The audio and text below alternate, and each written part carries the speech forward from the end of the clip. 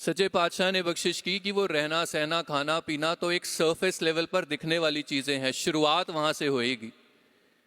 लेकिन सत्संगत जो ज्ञान के साथ जुड़ी हुई बात है ना, कि हमें किसी के किसी भी स्वभाव से, किसी भी बात से, किसी भी आदत से भी आपत्ति नहीं होनी चाहिए।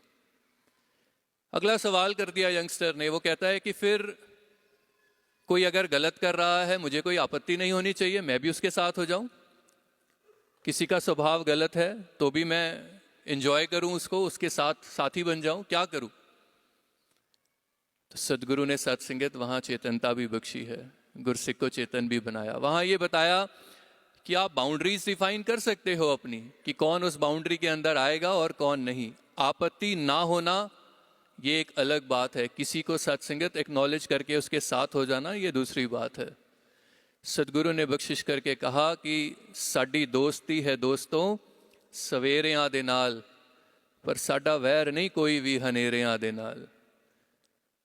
आपत्ति नहीं है वहां, हनेरा है, वो स्वभाव है, वो भी निरंकार का बख्शा हुआ है, ये ज्ञान दिया इन्होंने। और जब इस तरह से गुरसिख जीना शुरू करता है तो ये ह्यूमन यूनिटी तो सत्संगत बाय प्रोडक्ट है, ये तो अपने आप सहज में आ जाती है।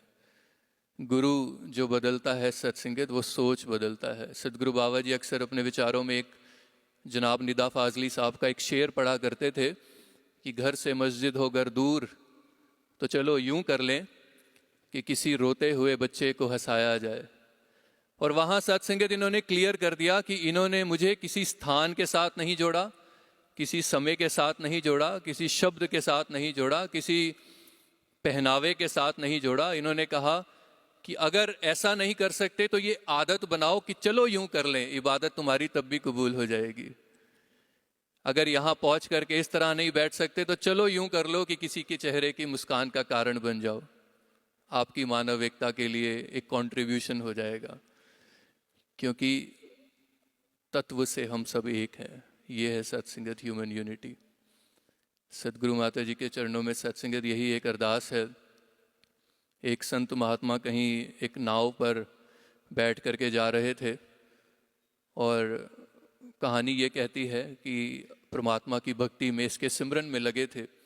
तो उसी नाव पर, उसी बोट पर कुछ शरारती बच्चे भी थे।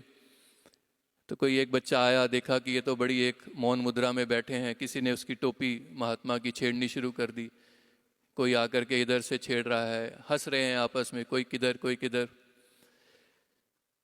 तो कहानी ये कहती है वो महात्मा बैठे रहे, शांत बैठे रहे, परमात्मा के साथ इकमिक होकर के इससे बात कर रहे थे। तो कहानी कहती है कि परमात्मा ने ही पूछ लिया महात्मा से, कहने लगे कि ये बच्चे आपको तंग कर रहे हैं, अगर तू कहे तो क्या मैं इस नाव को ही इस तरह हिला दूं, इस तरह पलट दूं कि ये बच्चे नीचे गिर जाएं पानी में?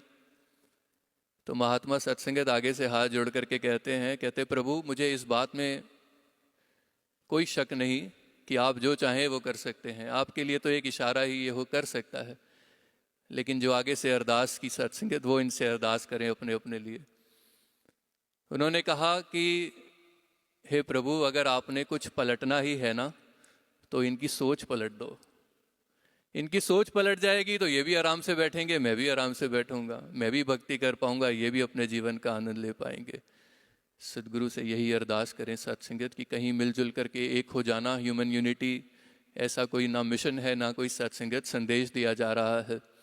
ये जितने भी पैगाम देते हैं, ये जो भी बात कहते हैं, अगर ये ब्लड डोनेशन की बात करते हैं तो इसका मतलब ये नहीं कि ये कह रहे हैं कि SNCF के बैनर के अंडर आकर के ही ब्लड डोनेट करना है तो मानव एकता हो जाएगी। ये सत्संगत आदत बना रहे हैं मेरी, ये सोच पलट रहे हैं कि मानवता की सेवा की सोच बने, क्योंकि हम सब एक हैं।